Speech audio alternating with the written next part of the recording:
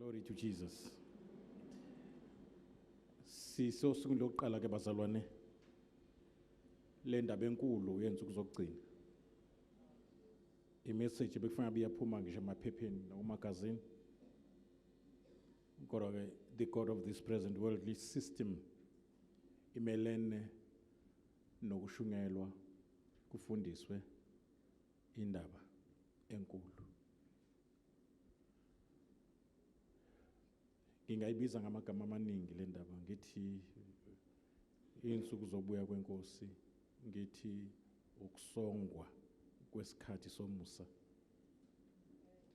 ngithi it is the end of the age of the Gentiles. Kusho ukuthi ke mawufuna incwadi kaDaniel uyayibona lonto.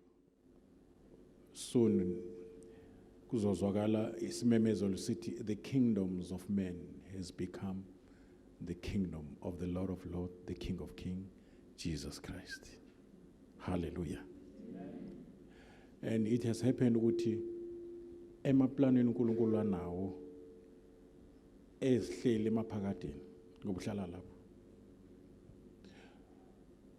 Kwafika isikhathi sokuthi I decided to bring the universe into existence. And the beginning was also part of God's creation. And it was the beginning of time. But uNkulunkulu ngifuna nizwe kahle lento. uNkulunkulu uthema izidala lezinto. Wazidalela ukuthi nazo zibe sendaweni akuyo. Zibese maphakade ziyosherisha iphakade nomdali ohlala emaphakade. Kodwa before izinto ezidaliwe zethenjelwe ukuhlala kuleyo ndawo, kwaba khona ke during the time that God has created isivivinyo sayonke into edaliwe ukuze ilungele ukungena kwinguna phakade. uNkulunkulu kusho ngamanye amazwi wenza sure ukuthi mase yonke into ayidalile isisemaphakadeni, nothing evil, nothing contrary to his attribute will emerge again. Mhlambe ke abangangizwa abanye, amongst the three archangels uSatan wafayile test, the iniquity was found in him. Ngifuna sibambe lento ukuthi uSathane uye obusela umhlaba umuntu engakafiki emhlabeni. Lokho kuzosiza ukuthi ke sikubone ngisho ezwini lenkosi. Esezibona nje ukuthi usengalingana noNkulunkulu, inkazimulo yayiphezulu kwakhe, ukuhlakanipha kwakuphezulu kwakhe, and he was a leader of worshiping God. And ngesikhathi edalwa everything yokudumisa, including types of instrument zakhelwa kuyena. And igama lakhe lichaza ukuthi ubenja Lucifer, the light bearer, the one who carries the light. He was so glorious, he was beautiful. In fact, even amongst the three ruling angels, he was on top kule three. Wawa ke ngenxa yempakamo wafeyila i-test. uNkulunkulu wenza sure ukuthi akasenayo indawo nabalandeli bakhe. Wagwetshwa, saphuma isigwebo akangasichithi isikhathi, waxoshwa ezulwini. And uNkulunkulu ke is too much for the enemy. He's too much for the devil. Ingakho engazange anyakaze nje ayolwa noSathane. Wathumela iMinistry of Defense yakhe uMichael. Wathi ubone le ndoda ngathi sicabanga ukuthi ingcono manje. Namanje ke njengoba esemkhathini ngoba uSathane phela akekho esihogweni usemkhathini. Ukuyizulu lesibili. About 3.5 years to 4 years sihambile uzodilizwa la ekhona. Ahambe phezu komhlaba for the last 3.5 years. Then Jesus will come with us. And then uSathane uzothathwa afakwe emlilweni ngaphansi. Nakhona for a period of 1000 years. Uzothi mawusuphela 1000 years adedelwe ngoba emhlabeni kuzobe sekukhona abantu abangakujabuleli ukubuswa uKristu. So uzoba njenge magnet yena. Uzothi mayithi qi kube khona bathi this is the leader we can follow. So uNkulunkulu is testing everything including himself. He has been tested many times kuqalisa kwisizwe sakwaIsrael. For many times isizwe sakwaIsrael sitest uNkulunkulu ukuthi a compromise ama characteristics akhe.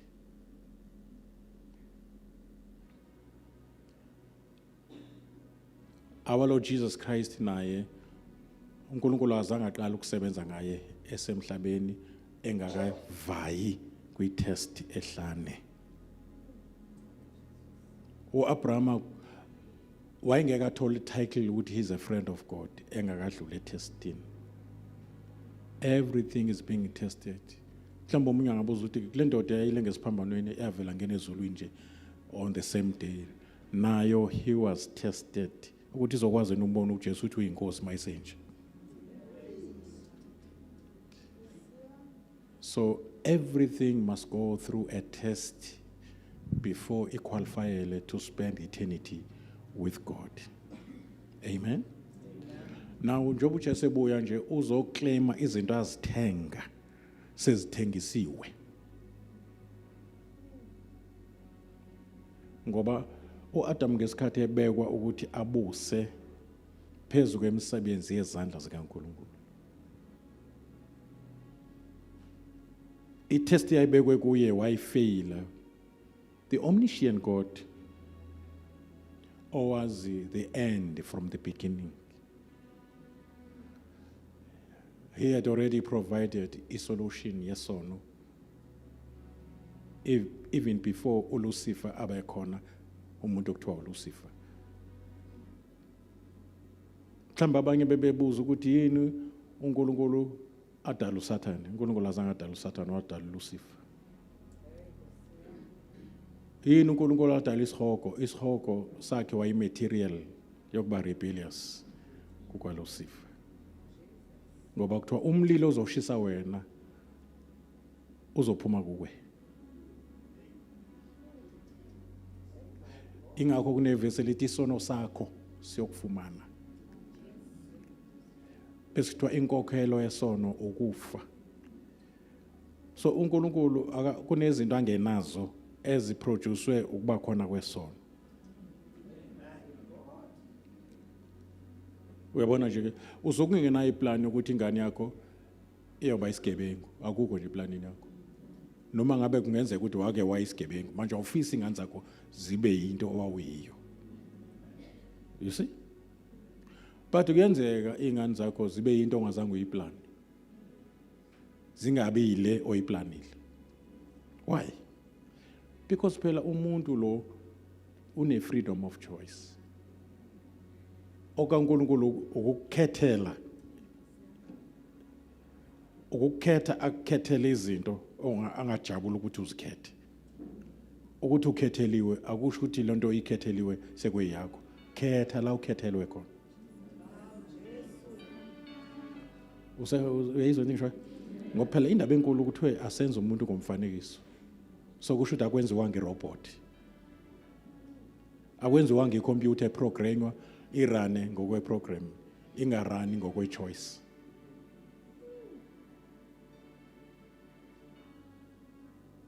Abraham had all the rights to say no, mayithi uNkulunkulu uthatha indodana yakhe ungenzele ngayo umnikelo wokushiswa. But he decided to say yes.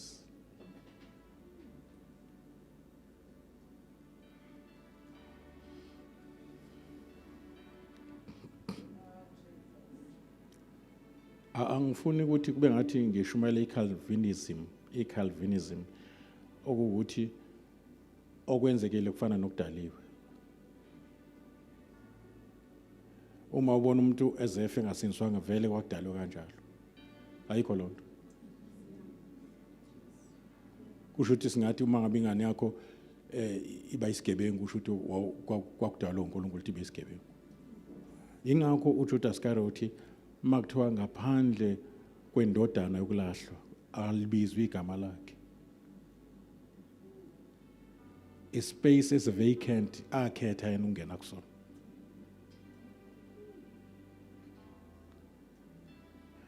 Kodwa uNkulunkulu ongimazi phambili wathi omnye phakathi kwenu uzongikhaphela. Ofunda inhliziyo zabantu. Ngeke kulunge ukuthi siyazi yonke into ngoNkulunkulu ngoba uzoyeka uba uNkulunkulu.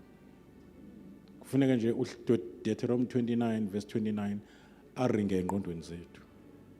Ukuthi okwembuliwe okwethu nabantwana bethu.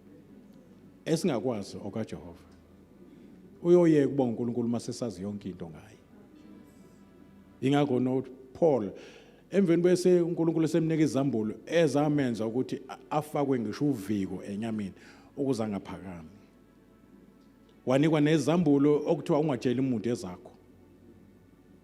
Wabhala uhafu weTestament elisha. Kodwa uthi ngimazi yena, yebo. Ngoba it will take us eternity siye simazi uNkulunkulu sikhule kumazini. Ngeke simqede. Ngoba eternity isikhathi ongeke usikale ngesikhathi.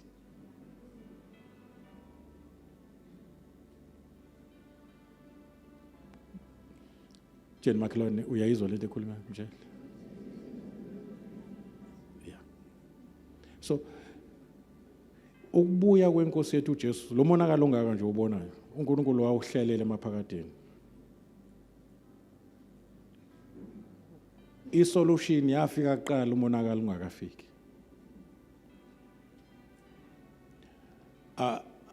Asina ivesi ethi uNkulunkulu wathi mayebona usekonakela emhlabeni. Yes, kunevesi abanye balithatha as it is kanti li proverbial. Ngiyazisola ukuthi ngimenzile umuntu. Uzisola kanjani bungazini ukuthi uzokwenza lento. Uyayizwa lonto?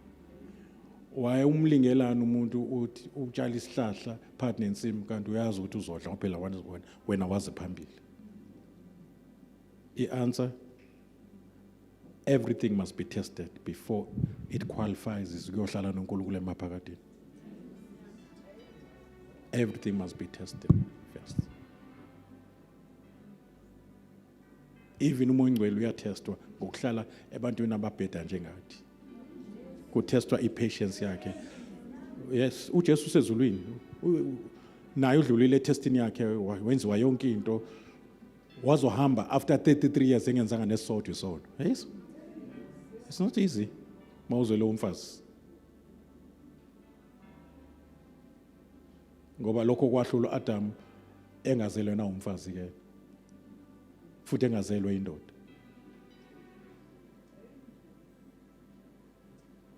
Engenankaba uAdam uma engabuya manje abuye nomzimba wakhe ayekade ugqokile inkaba kanayo.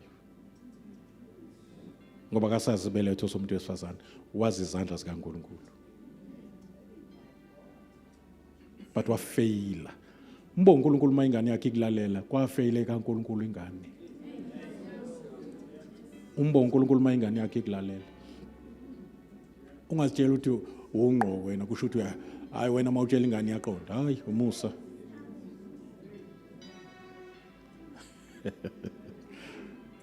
And I want to tell you this again, bazalwane. God is in control. Akatitekeli uNkulunkulu nje. Akanwayi ikhanda uNkulunkulu. Hey, mase kunje emhlabeni abantu sebedubulana kuthengwa nayinkabi. Uba ngangiyazi lento ngangiqale yonke lento. No. Our God is in control.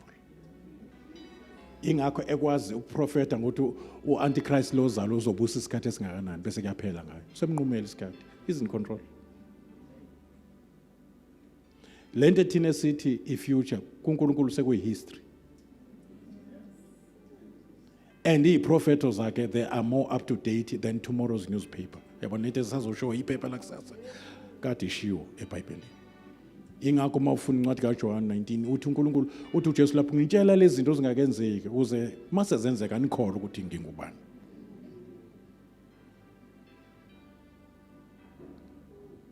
Usakhona. So indaba yokubuya kaJesu Kristu inkulu kakhulu ngoba uzolanda izinto azithenga in his first coming. Mawufunda chapter 5 chapter 6 nje. In fact indaba iqala chapter 5 ukuthi kwangathi akazi ukutholakala umuntu okwazi ukuvula incwadi enempawu ezisikhombisa. Wakhala uJohane. Yathi ngilozo ungabusakhala. Ingonyama umndeni kaJuda inqobile. Amen. Kusho ukuthi ngamanye amazwi unelungelo lokuthatha lencwadi mawusuthi uyayibheka ke ngokutolika kwabaprofeti nabafundi naba chaza izibhalo. Iyona title deed leyo. Yayinika umuntu le title. Wathengisa ngayo yathathwa uSathane and then uSathane waba uNkulunkulu walelizwe. Walinga uJesu ngoba kwangeke kube isilingo uma ngabe yayingekho into yokuJesu ethi hey walinga uJesu ngokuthi bheka yonke lenkazimulo ngingakunika uma ungangikhothamela. Inikwe mina uyinika ubani? Yebo. Uyinika umuntu. So lencwadi ke enempawu eziwu7 iyona title deed leyo. Eyenza ukuthi uJesu abe negunya lokuklima lomhlaba back. Amen. Uba kavelanga umuntu okuvula izimpawu lezi kulencwadi ngabe even ukufa kaJesu Kristu kuyize. Ngabe sihleli ubhojozi emhlabeni inkosi yethu engenayo ititle yayo. Praise God ukuthi uJesu Kristu unqobile walithabathela kuyititle. Ngifuna uyiunderstand kanjalo ngoba sizoya kuyo. Nyathela kahle ungabi namahloni kulomhlaba uthengiwe. Ititle selibuyele ezandleni zenhloko yebandla uKristu Jesu. Uzobe sewurenovator ke sewulungisa ke eshanela every trace nezulu lizohlanjululwa ngomlilo. Ukuze ngabe saba khona any trace yama footprints nama fingerprints kaSathane namademoni na yonke into. Siyolibala ukuthi kwake wacontactwa yisona. And the earth will be so glorious izoba sesimeni sokuthi ikwazi ukwamkela nokuhosta iJerusalem elisha. It is possible ukuthi umhlaba will be more glorious kunezulu ngoba icapital of the universe izosuka emazulwini ize emhlabeni. And uzoshintsha ilocation uNkulunkulu yokuhlala kwakhe emazulwini eze emhlabeni.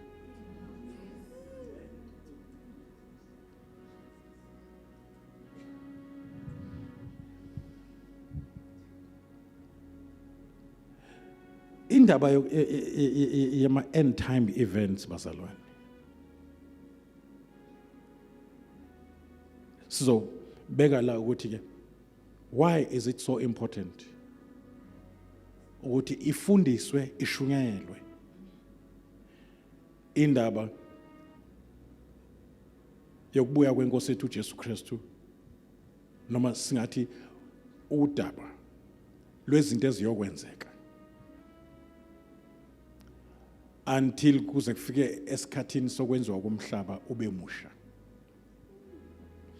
Kuzoqalwe ngomuntu owayenikwe lo mhlaba ukuthi awubuse, kwenziwa yini isidalwa esisha kuqala. Usakhona? Kuzobe sekudlulelwa ke emhlabeni owaqalekiswa ngenxa yomuntu ungonanga umhlaba. Ihlahla saveza ameva zingazange zona enkulunkulu ngoba obusa zona onile. Izolungiswa yonke lo damage.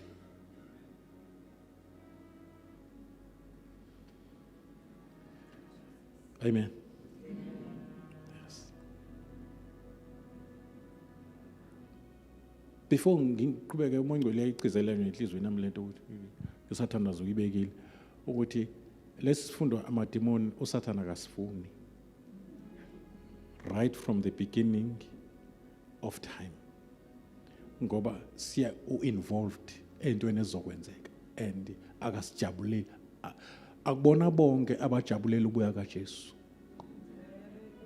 Kwabanye kuzi judgment makhulunywa ngokubuya kaJesu, kithina kuzi salvation. Bonke laba banobuhlobo nomoya ngcwele, umakoti nomoya bathi woza Nkosi Jesu. Mawuyisontela nje ungakholwa ubona izwe libhubha, kodwa mawukholwa ubona izwe libuyela kumnikazi walo. There are close to 40 reasons ye rapture nje yodwa why uNkulunkulu athi ibandla lihlwithwe before come go Antichrist. Why is Jesus coming for us? There are reasons ezibhaliwe lapha. Why kuzoba khona ukuhlupheka okukhulu emhlabeni? Why uJesu ezobuya nebandla after round about 7 years? Ngoba ibandla lizobe lisezulwini emveni kokuhlwithwa kwalo. Kunama events awu 3 major events. Eyokuqala i-presentation yebandla before the Father by Jesus. Masifika nje ezulwini uzothi uJesu kubaba nampo ke ngabayele siphambano inkosi. Kuzobe kumhlophe isibhakabhaka mabe sikhona ezulwini isibhakabhaka. Ngoba mayibonakaliswa sofana naye. Manje uJohn mayimchaza ukuthi uzobe njani bodily yithi labo. And balekile ukuthi wazi ukuthi lo mzimba ugqokile manje uthengiwe nawo. Ayike into ezolahlwa kulo mzimba, kuzolahlwa izinto ezafika nesono emzimbeni. Uma kutshalwe kunokubola kuzovuswa kungenako ukubola. Kuzovuswa ukuvuka, akuvuki abantu, kuvuka izindlu abahlala kuzo. Bona bavuswe ngesikhathi besindiswa. Univusile nani benifile. Ade wavuka wena. Ingakho lithi iBhayibheli okholwa yimi noma efa wophila, noma efa wophila. Ngoba kasafi. Ukufa kuyena sekuyinzuzo. It's absent from the body, present with the Lord. Akuthatha akuthathi ngisho uhlamba 5 minutes ukusuka la uyoba senkosini. Exactly njengoba iBhayibheli lisho lithi ngokuphazima kweso. Ukuphazima kweso it's a fraction of a second. Sengicross the first heaven and the second heaven ngangena with that heaven. Even the light cannot do that. Lapos, everything in me is supernatural. It's super creation. I fully partake God's nature, even bodily. But at the moment, I'm a partaker of His divine nature, spiritual. My spirit is born of God. My spirit has got ama-genes kaNkulunkulu ngoba ngizelwe ngembewu yakhe. But soon and very soon, le nto izophumela emzimbeni wami, I will have the body exactly like the body of Jesus Christ. Aphuma nawo engcwabeni. Angazange efike nawo esiswini sikaMaria ngesikhathi efika. Wayengenamzimba. And inxa yenkulu yenkazimulo yakhe yobukhosi wayishiya emazulwini, ingakho eseyicela mayisezobuyela ezulwini. Ethi ngikhazimulise ngaleyanka John 17. Ngicela ungikhazimulise ngaleya nkazimulo enganginayo ngisenawe lapho. Ngisabizwa ukuthi ngulizwi likaNkulunkulu. Igama liJesu lingakafiki. Le onginike yona ngiza la emhlabeni ukuze ngayo ngihambe phezulu kwamanzi, ngayo ngikhipha amadimoni, sengiyishiya kubo.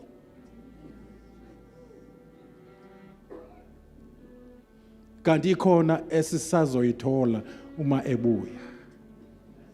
Kanti ikhona esiyithole ngesikhathi sisindiswa. Ukuthi njengoba enjalo sinjalo nathi kulomhlaba.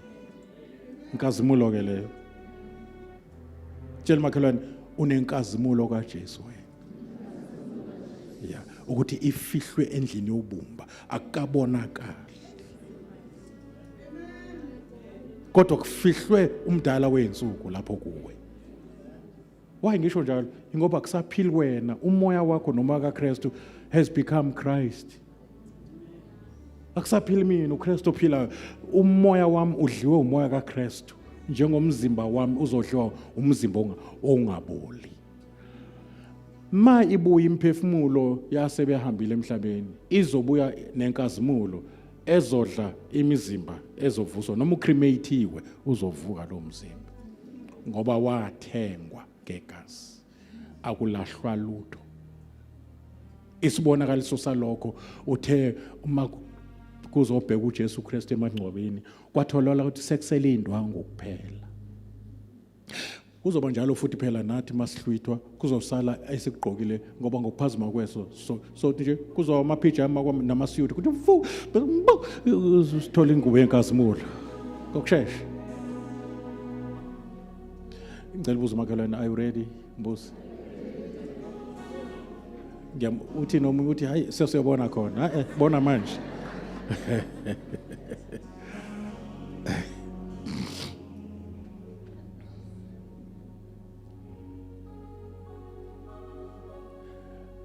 Now ngifuna ke before sibeke lezi izathu ke sibone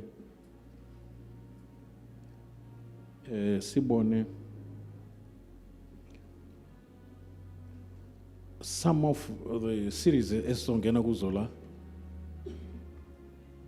uma lo 2 weeks wanela. Ngisaphinda ngithi mama Hlaba asihlele lokho ukuthi mhlambe ngakashaya uJuly sibe nayo lo Saturday.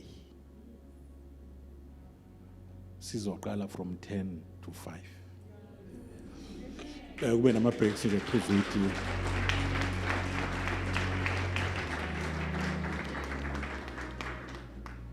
Now, efundweni ke sizongena kuzona zama end times events, things that will be happening. Ake siqale sifunde la encwadi yeSambulo chapter 4.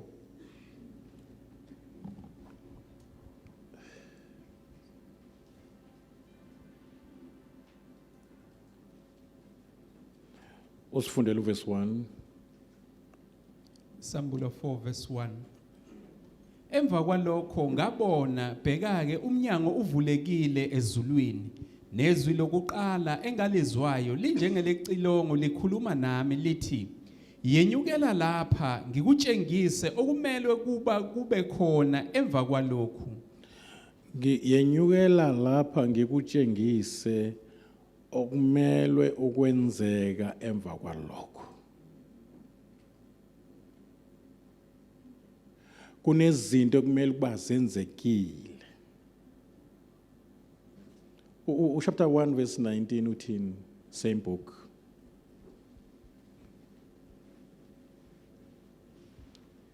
Ngakho ke loba okubonileyo nokukhona nokuza kwenzeka emva kwalokho.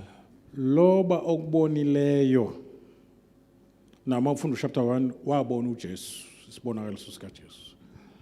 Okukhona kusho ukuthi ngesikhathi sakhe uJohane ke saphila, meaning isikhathi sika chapter 2 no chapter 3 lapho ibandla likhankanywa khona again and again kukhulunywa ngebandla. Nokuzokwenzeka emva kwalokho kusho ukuthi from chapter 4 kuyale ngeke uphinde ulizwe igama lithi church.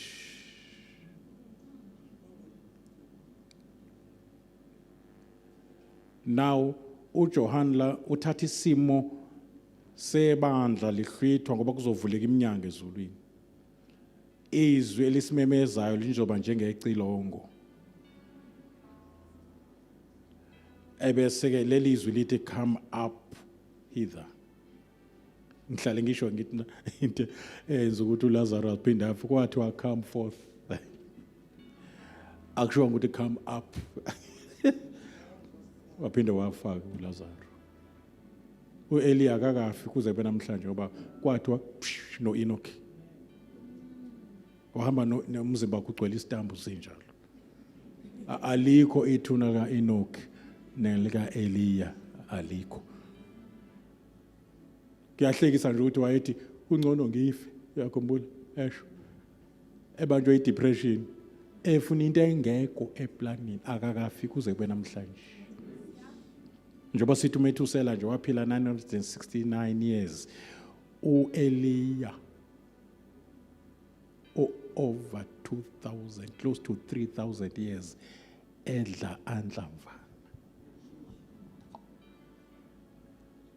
Wayicela into engekho, siyayicela into engekho eplanini kaNkulunkulu. Glory to Jesus. Mawufunda lapha na chapter 3 verse 10 uthini konje? Kuba ulilondile izwi lokubekezela kwami, nami ke ngiyakukulonda ngehora lokulingwa eliyakufika ezweni lonke lokulinga bonke abakhileyo emhlabeni. Uyayizwa lonto? Lapho ke leli verse liyasicacisela ukuthi asiyungena thina ku chapter 6 to chapter 18. Kusho ukuthi asiyungena kwi tribulation ebizwa ngokuthi insuku zokulingwa okukhulu phezulu komhlaba. Mawuthanda ngathi it is the day of the Lord or it is the judgment upon the nation or ulaka likaNkulunkulu luzobe lithululiwe phezulu komhlaba. Manje ke thina sizosinda lapho. Tshela makhelwane thina sizosinda lapho. Yeah. Ngoma ufunda incwadi yabaseThesalonika iyacacisa lokho ukuthi asiyi angeke singene olakeni likaNkulunkulu, asilimiselwanga ulaka. Saphuma kulo ngesikhathi sivuma uJesu. Uma ungakholwa liyalenga ulaka likaNkulunkulu phezulu kwakho.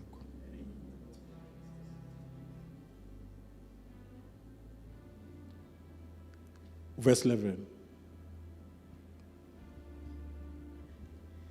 Ngiyeza masinyane, bambisisa lokho onakho, ukuze kungabikho umuntu okwamuka umqhele wakho. Uthini uJesu? Yenze njani? Manje ke it's almost close to 2000 years ago.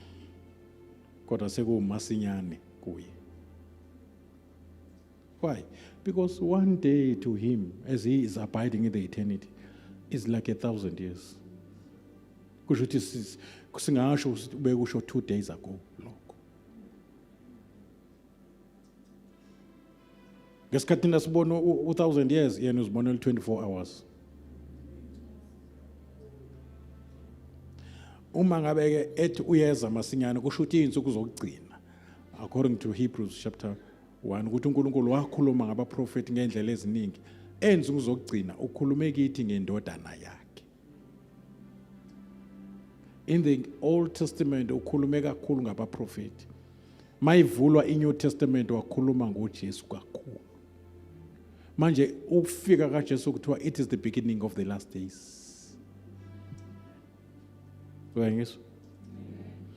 Kusho ukuthi ke thina manje asisekho nje ensuku zokugcina, sesisekugcineni kwensuku zokugcina. Tshela makhelwane, sesisekuphethweni kwensuku zokugcina. Ya, sizokubona ke lokho. Utshela umakhelwane angaphuthelwa ngoba kusasa there is a new approach ye second coming.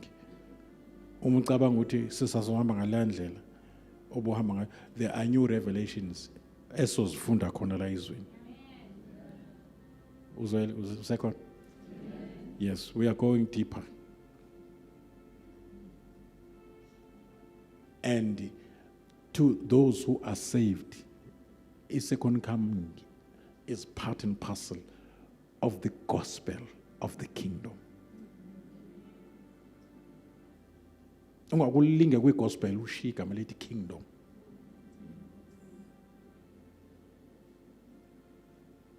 Because God is busy restoring. Ensukwini zokugcina kuthiwa leli ivangeli lombuso liyoshungelwa ezizweni zonke. It is the sign ezochaza ukuthi uJesu ubuyani.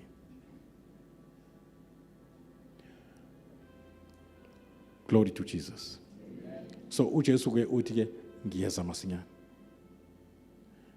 Engathi usibizile ke in the spirit ukuthi ke size ngala.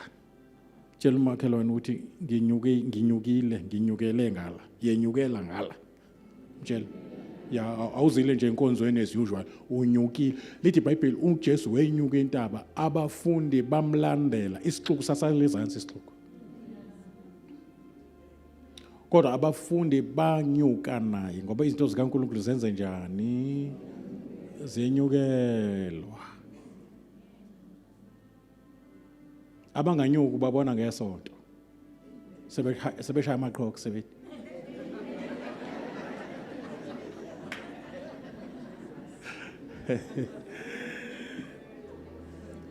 So kanti bekuthiwe i-Great Commission ibithe mabethunya abafundi bakaJesu kwathiwa hambani ezizweni zonke nenze izizwe akushonga ukuthi abazalwane.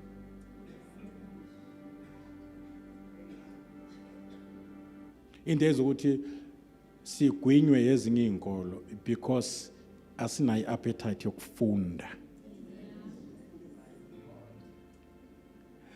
And there is a blessing ekulifundeni izwi ube umfundi. You are what you eat. If you eat much of God's word, liyakusebenza. Athu David ngilifihle ngaphakathi ukuze ngone akuwena ongoni ngokwakho awoni ngaye lo izwi. Udla lona ukuze ungoni ngoba amandla okungoni awekho kuwe asezwini. Very important, Lord. Very important. Now, some of the things esokhuluma ngazo ke bazalwane.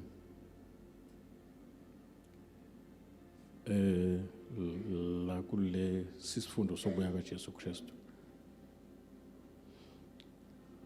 Into yokuqala nje ngifuna singene kwi-coming of the Lord Jesus, singene ekubuyeni kwakhe ezolanda ibandla as a bridegroom, not as a judge.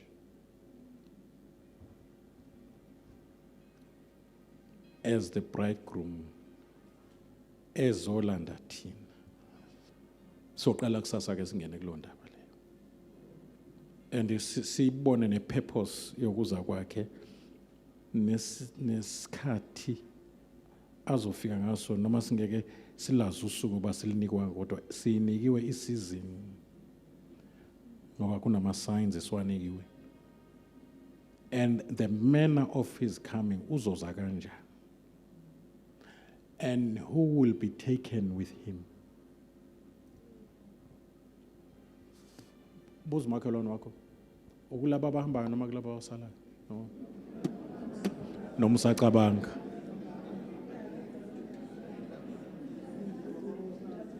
Noma awuqinisekanga kufanele silungiseke lonto okuqiniseka.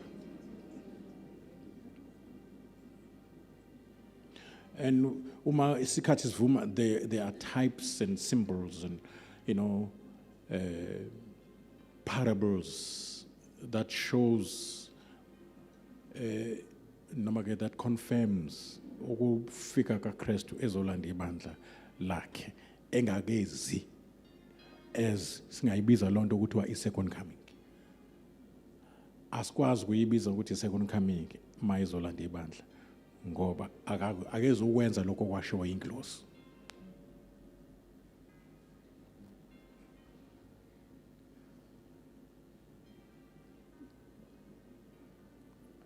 Noma akwanda ukuthi iBhayibheli imali lingasho ukuthi ingilosi kodwa labonakala indoda nje ekhazimula yathi nimeleni ingqolozele ezulwini, because this same Jesus, ngiyalithanda leli gama the same, ukuze singadidwa ngokuza kwe-imitation. It must be the same Jesus.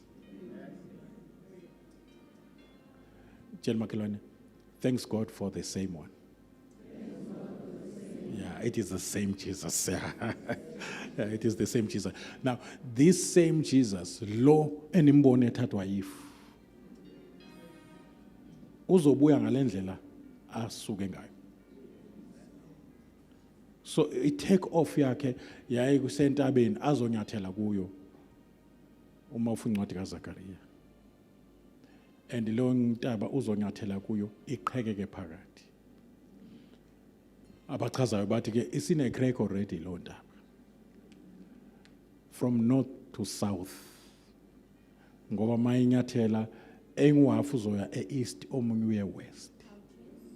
Babefuna oil babe bebhora bahlangana nalo crack eseyiqalile. Angamhlawumbe bakhona bayibabone la ku YouTube njengoba kuze earthquake enkulu emhlabeni. Izokwenzeka nje uma ibandla liseneminyakana lihambile. Even kune crack egudla la eAfrica ngase east. Idlule ko Kenya kune crack ikhona nalapha eSouth Africa. Ivulekile lapha na Western Cape. Iyahamba njalo. And moyibheka izoyidivide iSouth Africa. I mean iAfrica. Obana seke bayibona la nto engikhulumayo.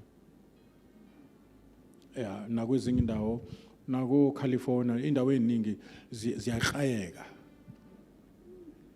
Mhlambe up to 20 meters. Kwezinye indawo 50 meters into nje obude mhlambe ububanzi bayo ivuleka ingangaleli iholo. Yenzekile ke Western Cape. Kwaze wahlephuka ngisho umgwaqo ohamba imoto. Nganomu N1 yini noma angizibangisayinaka kodwa ke kwafuneka kuthelwe inhlabathi. Uphinde ku bridge welo ndawo. Uyawuhlehla ulungiselela earthquake ongakazi uyibona. Yebo. So kuzofuneka ke sizazi ke lezo zinto siyibone. So kusasa ke sizongena ke straight endabeni kaJesu ebuya ezolanda ibandla lakhe. Nanokuthi ke uma sesihlwithiwe what will be happening with us. Ishilonga there are three major events. Eyokuqala ukupresentwa kwethu before the Father. Eyesibili ukuhlolwa kwethu kuhlolwa i-judgment seat, i-judgment kuthiwa i-judgment seat of Christ, but le judgment seat of Christ iBhema City ifana ne-seat la kuhlala khona ngesikhathi sama Olympics kudala kwakuba khona isihlalo kuthiwa iBhema City la kunikwa khona ama-athletes ngendlela abaperforme ngayo benikwa ilokhuzana imqhele noma izinto ezigaxwayo. So leso sihlala kuso kwakuthiwa iBhema City ngoba kuhlola indlela eperforme ngayo.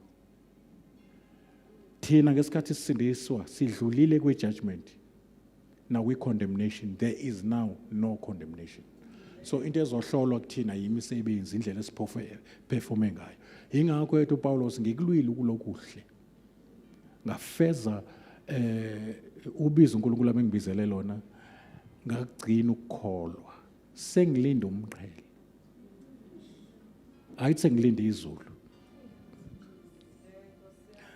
Siyacula sijabule sonke izulu liyasetshenzelwa sizijike samakhanda no ngeke ulisebenzele izulu lutho uyakholwa uzungena ezulwini uba lalisetshenzelwa ezothi uJesu kulesa sigebengu ndoda awuhambe uyosebenza qala uzile ukudla uthandaze ushumayeza abantu basindiswe uhlushwe ngenxa yegama lami khona uzongena ezulwini ngeke ngivele ngene nawe eparadise unje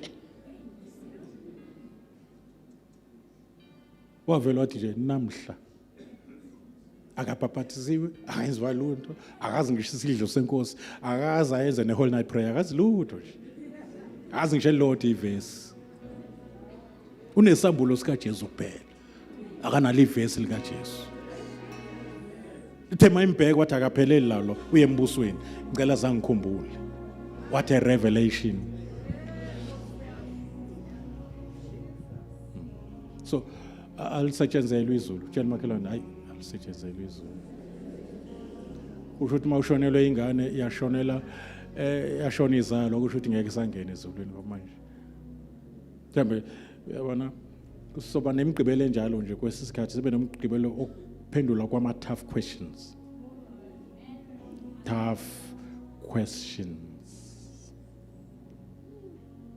amen. Bengafisa ukuthi kule second coming kule sifundo se second coming lo 2 weeks ke ngithi kuyifaka kancane indaba yama UFO nama aliens.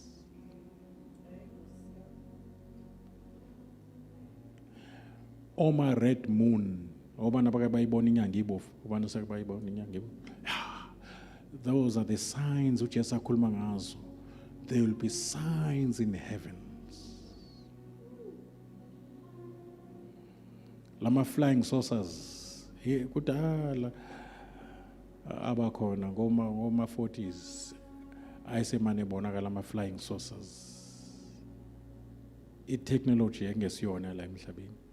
Aliens sometimes they are bathatha abantu la babenza babazalisa ama hybrid njengoba kwenza ingilosi ezawa noSathane zahlangana nani namadodakazi abantu kwaphuma ama giants oGoliath lapha bangama hybrids. Mhlawumbuzo uthi where do the spirits of giants go? That's a question nayo le. Uthi uGoliath ngesikhathi eshawa ngetshele umoya wakhe washonaphi? What is the origin of demons? Is there any difference between demons and fallen angels? Isn't it so? They see. What will happen kulabo abangazange aba primitive? Yabona abahlala emahlathini njengama bushmen. What will happen to those people when the judgment comes? Will they be judged and go to hell? Bengazange bezwe. What will happen? Now those questions again. Ujel Makalan uthandazele lo mgqibelo waloma questions la. Jesus Christ. Yeah. And again so ngena kufuke ensukwini la kuma signs of the second coming. Azothatha 2 days ago, on 2 nights I mean to say. And then khona lapho kuzobe kukhona ama feasts, 7 feasts. So abuka afresh. Si nekhathi zakhona sibuka according to i-calendar yethu. Ngoba i-calendar yamaJuda ayifani yethu i-calendar exactly. What do these 7 feasts signify. The importance ye history yesizwe sakwa-Israel, because u-Israel yiwash, it's a hand wash kaNkulunkulu. What is happening in the Middle East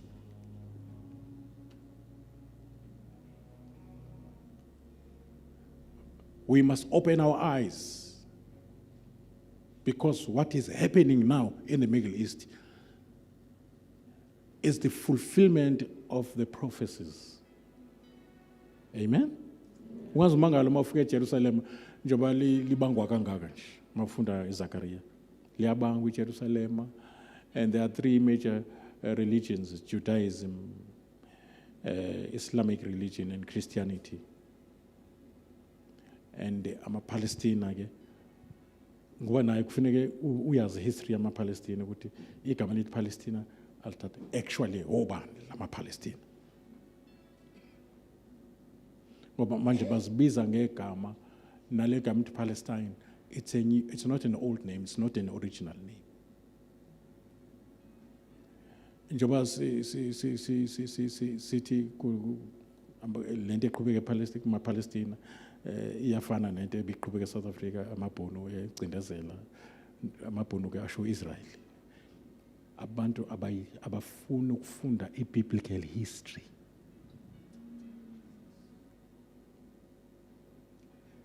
Leli gama ama-Palestina lisho liyafana negama lithi ama-South Africans. Ungaba mhlophe ubizwa ukuthi uyi-South African. So kufuneka sazi ukuthi bavelaphi, ngoba nala u-Abraham ngesikhathi u-Abraham ezala wazala ngoHagari, wazala ngoSara, wazala ngoKhethuri. So kufuneka wazi ukuthi lama Arab avelaphi, lama yabona ube ne-history yalezo zinto khona ungezujaja.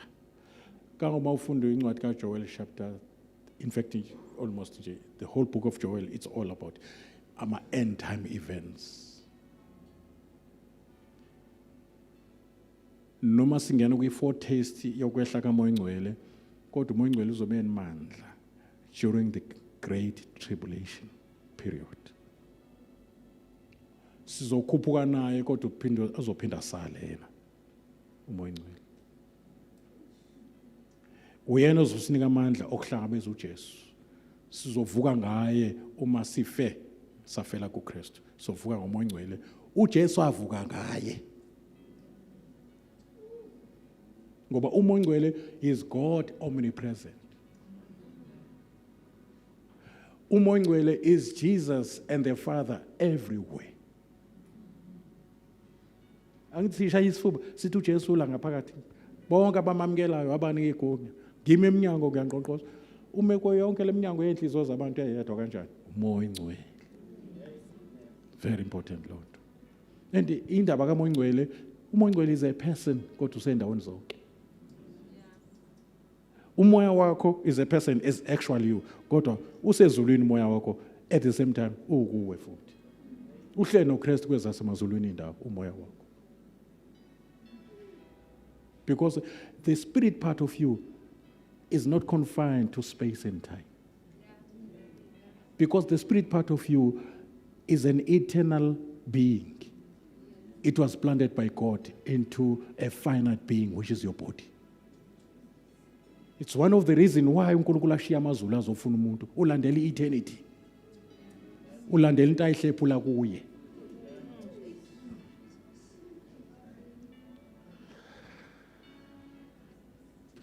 Ngophela umbuzo uyabuzeka kuyena umuntu. Now sizobe silapho ke 7 feet and nanokuthi kufanele sazi ukuthi who will be caught up to heaven after the church has been raptured. Kunama group azosilandela emva kwethu. Awu 3.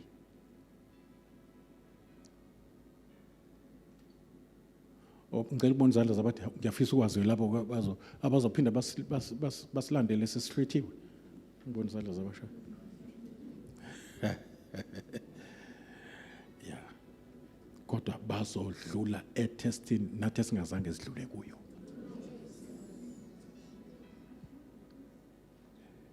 Bazokhokha ngokungabi ready uJesu esefikile ngegazi labo. Bazobe bengakhokheli izono zabo ngoba igazi lomuntu alikwazi ukuhlamba izono zomuntu. Igazi labo lizobe likhokha ukuthi ba late bafike bengekho ready. Intombi ezingenamafutha. Kwenziwa yini iBhayibheli litibambisisa lokho nakho? Kwenziwa yini ukuthi thandazani nizithibe ukuze nikhuleke ukuze nibe namandla o-escape kulolu lako oluzayo entweni ezokwenzeka. Hlalani lindile ngoba nilazi usuku noyo. Susilindelani kanti uyabona asike isidingo. Abanalelo themba bayihlambulula ngoba babusisa abamhlophe ngenhliziyo bazombona yena. Sonke lezi zinto zikhulunyelwani kanti? Yini pho athi ngiyaza masinyane bambisisa lokho nakho kuze ngabikho umuntu okwephuca. Nothi ingona phakathi, nothi kodwa umqhele. Si. Ngicela ubone izandla bathi Nkosi ngisize ngaphuthelwa. Uzozwa izindaba. Ama status lawo usanikwa nje ama status usazozwa izinto wena. Ezokuqhumisa la ikhanda ithi Nkosi ngisize ikhanda lami lingavuvukali. Nkosi. Ngoba khona kuseza. Umbuze nangumamahla bakulalwa kulungiselelwa ukuthi angifuni la ukuthi ngizothi asazi bakwethu siyazama sonke siyobona khona ngeke ngisho la sengila ngithi angazi. I must make sure ukuthi akulalwa.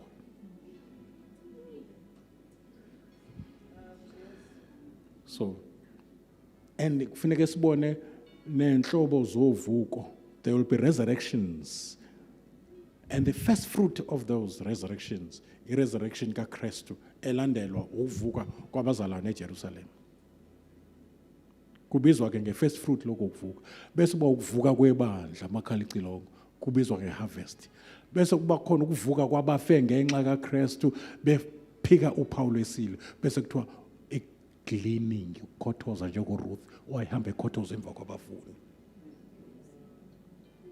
Tshela makhelwane musungena kulabo abazobe bekhothozwa ngoba ngasekwenzeke ungangeni.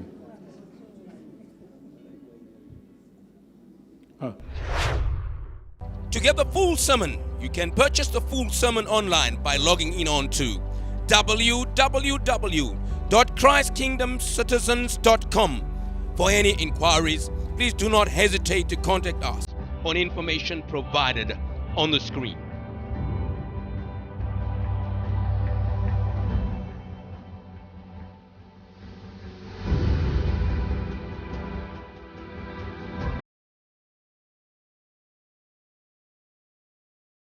Rejected?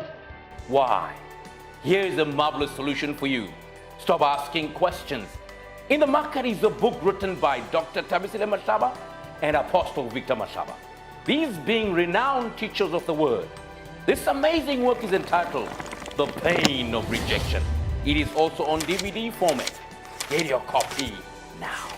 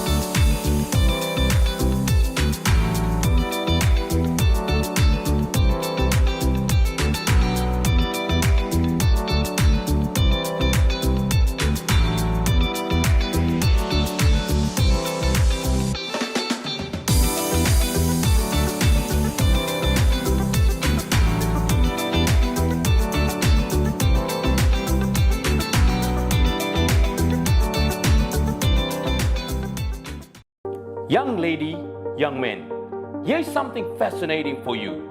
Often you found yourself pressing wrong buttons and on the wrong side of life. Ungadali ngomlilo. Never play with fire. For a turnaround in your life, urgently grab hold of this incredible, insightful, spirit-filled book now. And kuzobaluleka this time asikaze sikutreat ngendlela esotreata ngayo. the sequence of events during i-tribulation ezoba khona emveni uba ibandla selihlwithiwe.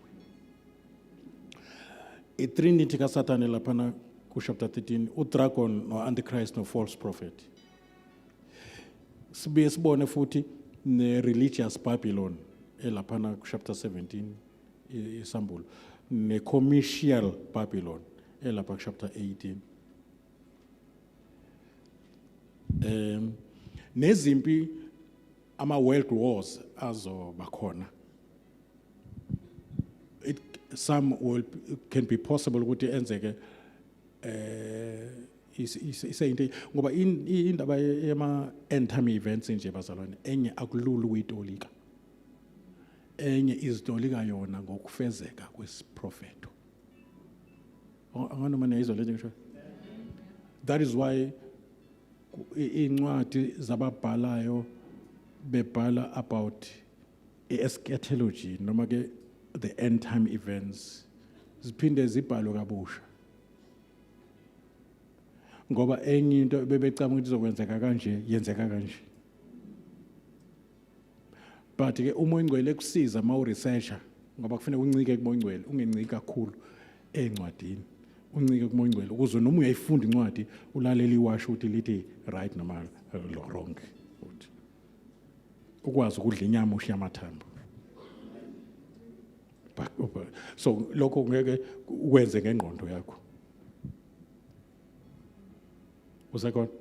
So kunempezi zayo nje uma siqeda ukuhlwithwa nje thina njengebandla ngeke kuphele more than 3 years ingabanga khona impi enjalo. In fact izosondelana nje uma umphi uKristu nje win umhlaba nge-false peace njengoba egibele ihashe elimhlophe nje, lise a symbol of peace and victory. During the Roman Empire, ubethi mayibuya kunqobeni izimpi the emperor kwenziwe celebration ebizwa kuthiwa i-triumph. Uma ingena e-amphitheater bengena egibele ihashe elimhlophe. Manje u-Antichrist uzobe enqoba izimpi azilwayo, uzobe enqoba kodwa yogcina enqotshiwe. And yena ubonakala nomqhele ekhanda kanti ihashi elikhwele uJesu yena ku chapter 19 unemiqhele, umehluko phakathi kuka Antichrist chapter 6 noJesu ku chapter 19 esambulweni. Kuzofuneka sibone ngoba kunempi mawufunda Psalms 83 uyifunde mawuthola ithuba ekhaya nalaphana ku Hezekiel chapter 38 and 39. uZakaria futhi mningi kakhulu naye lapho nalaphana ku incwadi kaJoel. Mawuyifunda laphana uqalisa chapter 2 uya ku chapter 3. Khona ukuvelayo lapho kuzokwenzeka kulezi zinto ezo. Njoba abantu be7 billion nje, the estimate of 1.6 to 1.7 billion people will die within 3.5 years. Ibandla lahambile. Mawufunda chapter 2 incwadi yabaseThessalonika isahluko 2 incwadi yesibili yabasethi uqale laphana ku verse 1 uhambe njalo. Uhambe laphana mawufika ngithi ku verse 5 ukuthiwa umphi uKristu ngeke akwazi ukuvela sisekhona. Umoya Ngcwele esebandleni likaKristu uzovimba ukuvela kwakhe until we are taken away. And then when we are taken away, then uzobe seqhamuka ku-Antichrist. So ingakho kwe ebandleni ngoba ukhuluma nebandla lapha ku chapter 3 uJesu lase Philadelphia. Uthi ngiyeza masinyane. So uJesu akayikhuluma indaba ukuthi uyeza uAntichrist. Hlalani lindile. Asimlindile uyena ulinde thina uthi sihambe. Thina silinde uKristu.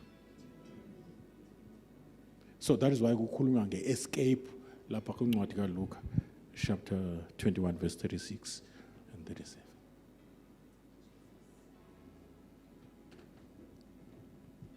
Usekhona?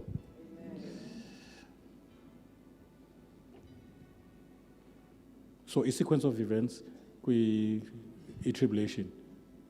Sibuke the seals, 7 seals. 7 is the number emningi kakhulu encwadini yesambulo, and the 7 is the number of completion, perfection, spiritual authority. Since incwadi yesambulo is the last book, that is why we have 7, which is the last day of the week. And on the 7th day, uNkulunkulu azange asebenze, wangena ephumuleni. So it will be during the prophecies zika John uMongcwele ekhuluma uNkulunkulu emlethele isambulo ngengilosi isikaJesu, ngoba incwadi yasambulo isambulo sikaJesu. uNkulunkulu asinika uJohn ngengilosi.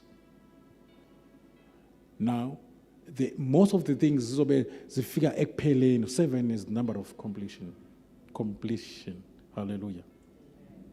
So we're going to see several seals, seals are 7. Sibone trumpets are 7. Sibone bowls are 7. Azobe phethe ulaka oluphezulu kaNkulunkulu lithululwa phezulu komhlaba. 1.6 or 1.7 billion people will die within a period of azange bafe nangesikhathi sempi yesibili yomhlaba kaHitler. Ingakho uJesu ethi okuzokwenzeka sesihambile akukaze kwenzeke in the history of this world. Even during the times zikaZamcolo kaNoah, abantu the estimate yabantu was about 200 million. Nangizwa manje bawu 7 billion manje. Kusho ukuthi bawu 7,000 million. It will be terrible. Ingakho ke manje uNkulunkulu engasimiselanga lolo langa ngoba it is the day of the judgment. It is the day of the Lord. Phezu komhlaba. It's Jacob's trouble. It's a refining judgment. Turning the heads and the hearts of the people towards Jesus Christ, especially in Israel. Amen? Yes. Sizobona ke neminyaka ke 1000 sithi kuyihlasiya nayo. Sibone i-judgment yokugcina ekuvukeni kwabafe bengena Kristu. Sibone impi yokugcina ke uLucifer elwa noJesu for the last time. Sibuke the lake of fire. Kodwa sizubuka yona yodwa because the lake of fire uzobe sekuthathwa even a Hades iyophoswa in the lake of fire. So a Hades waiting room yabantu abalinde usuku lomgwebo bezophoswa echibini, ngeke basaphoswa eHades, bazongena echibini lomlilo. And then bese sibuka ke the new heavens and the new earth. Ke sithi kuyibuka kancane neNew Jerusalem, our home. It's literal a city. Amen. Those are the things esizo besis uNkulunkulu esiza kulo 9 days osele. Sigcina isikhathi, sifike ngesikhathi ngoba uNkulunkulu ufuna sizwe imfihlakalo. Tshela makhelwane imfihlakalo. Yeah, mawufunda 1 Corinthians chapter 15 verse 51, nginitshela imfihlakalo. Asiwulala sonke. Imfihlakalo into efihlakalele izihlakaniphi zomhlaba nezifundiswa. See? Oh professor, oh bani inkosi bala ngoso science. Kumnyama bakwazi ukubona isimo sezulu kodwa bayahluleka ukubona isimo sesikhathi esimiswe uNkulunkulu. So ngicela nje sigcina isikhathi sifika ngoba izulu ligwansile lifuna ukusitshela imfihlo. Tshela makhelwane awungiyayibonga lento. Yeah, noma singasangenanga kwizathu ke zokuthi why is it so important ukuthi kufundiswe about the last day events, the end time events, kufundiswe ngalezo zinto ibandla lizazi. Mawufunda 1 Corinthians chapter 15, mayiqala nje lapha amavesi oqala lapha ngithi awu 9. Lapho uPaul ubakhumbuza igospel ephethe kakhulu the first coming of Christ. Amen. Maziya ko verse 37 38 kudlule njalo kuyofika ko 50 lapho sekuvezwa uKristu in his second coming, kungenwa kwi resurrection. Amen. Yeah, ngoba kubalekile ukuthi sibe nokuqonda, ngithanda uba ningabi nakwazi ngabaleleyo. So ayiphelele igospel njengoba kubhaliwe nje kwincwadi yokuqala baseKorinte, the first portion yencwadi yakhona it's about the first coming of Christ. The last portion is about the second coming, which is the hope yalabo abakhonza uJesu. Noma bangahlushwa noma bangenze njani, kukhulu ababekelwe kona, kungadambisa nenhlungu, kungabenza badumise enhlungwini ngenxa yokuthi lento ebalinde ngaphesheya ingaphezulu trillion times kunale abadlula kuyo. That is why ibandla lakuqala ngekhathi zabapostoli, the first century, babe hlukunyezwa up to about 200 and something AD. Kwaze walamula ke Constantine wamkela iChristianity without repenting from his religion. iChristianity lapho ke yayisibizwa kuthiwa isi-state religion. Ingakho ke manje amasonto amaningi abizwa ngegama lendawo. Angiyizwa lonto? Roman Catholic, Anglican, Dutch Reform. So because they became state religion. So kanti uNkulunkulu uyayithanda lento ukuthi abakwi state babe ngala, abasenkosini babe ngala. Umpristi abompristi, inkosi bemkhosi. Ngani manje sakhona nini? Yes, uJesu Kristu owakwazi ukuba umpristi aphinda abe inkosi, nathi sangena lapho. Kodwa in the Old Testament kwakwaziwa ukuthi umprofeti, umpristi, inkosi.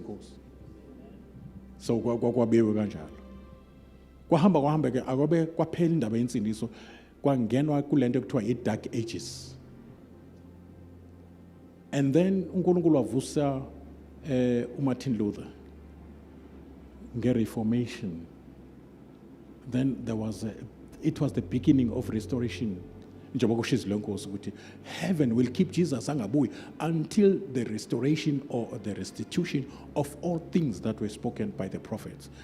So we process namanje of restoration. And praise God, thina siyibandla lenzuku zokugcina, he is coming for a glorious church uJesu. Inwele zika Samsoni ziyahluma futhi. uSamson is a type of the church.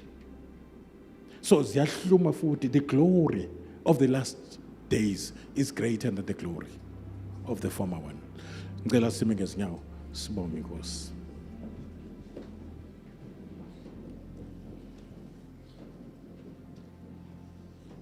Hallelujah. Ngiyaphinda ke ukucizelela bazalwane nesikhulekise noma amahlaba nikhulekele lezi inkonzo nikhulekele nje nabeza bezozwa lo usathana akafuna uyizwe lento angakwenza ushayise ube nengozi la endleleni ungezi ngine proof yalokho ukuthi why usathana ayizonde indaba ye second coming kuyazwakala bazalwane and izokwenza something kuwe uzomkhonza ngendlela izothi phela lo 10 days uzoba kwenye level ngiyakutshela.